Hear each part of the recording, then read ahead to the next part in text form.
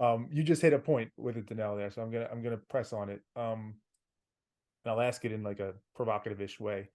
How could we be enough? How could we be enough and good enough if we're not willing to get better, right? Like as you were just saying, and I get the nuance of how you're saying it. That's why I'm curious about it. Like you say, like I want to do better, I want to be better for God, but I also know I'm enough as I am. How could we be enough if we're not willing to get better? Like how could both of those things be true? I think those are two different things.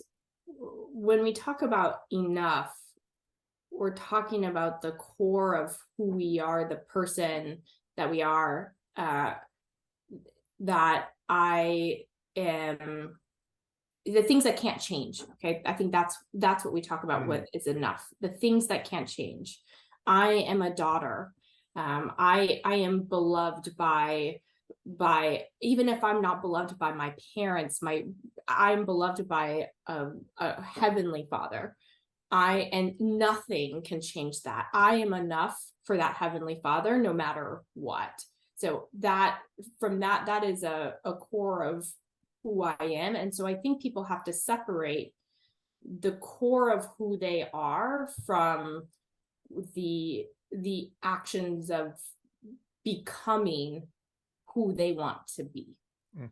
So those two, I think, have to be separate. And I think in order for you to desire to be a better person, a better person, whatever that means. Yeah. I mean, in order for you to grow, I think you have to be at a place of comfort in who you are in a way that doesn't change, no matter what else happens around you. It just speaks to like why this is so hard, like why so many, ourselves I'm sure included, like it's always a struggle, it's always a journey. Like what you just articulated beautifully, by the way, is such like a convoluted, difficult line to walk. And in some ways it's simple, in some ways, right? But in some ways to actually practice it every day can feel, for me, like it feels impossible at times. Do you feel that way? Like does it feel like a burden? Like this is such a hard thing? Like is being a good person, whatever we want to define that, if living a good life, do you find it to be hard and burdensome? I think I don't think I will ever become I will never be perfect, right? I'll never be perfect. And so what's hard is, for me personally, as a high achiever and a bit of a perfectionist to some degree, what's hard for me is constant reminders and realizations that no matter how hard I try, I will never be perfect.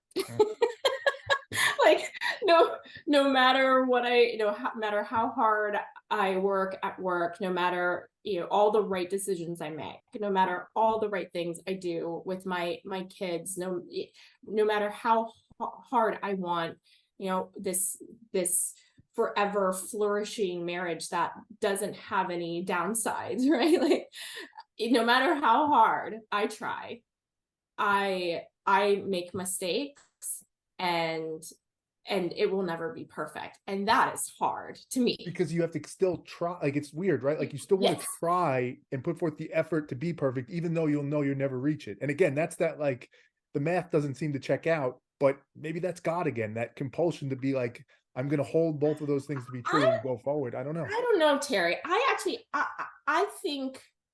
I don't think I don't know if always that striving and I don't know if it should be that way. I don't know. And I think that sometimes that reflection of how hard it feels to me, I think maybe a reflection of me needing to not put so much worth in trying to be perfect. I don't think, if we really know we can't be perfect, why are we trying so hard? Like we need to try to do the right thing, but we also need to recognize that it's not always going to work out, and that's okay.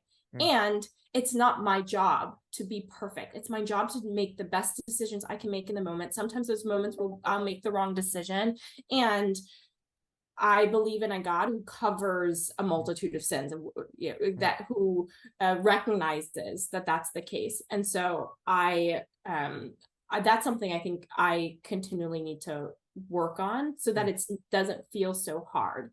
But again, I think that's why you go back to this. If you really know that if everything in your life fell apart, you are still you, mm. and that you are still enough, that you are still worthy. If you really believe that, then how would that change the way that you operate in your relationships? How important would certain other things be? That doesn't mean that you're not still trying, but it's if it becomes less about what can I do to what can I do versus how can I be um for me it's more of an outward versus an inward Mhm, mhm. a focus. Yeah. How can I be a blessing versus how can I be how can it be about me? I don't know how Yeah. to No, articulate that. and I found doing the show, like, when you start to get to the real root and core, like, the words no longer really work.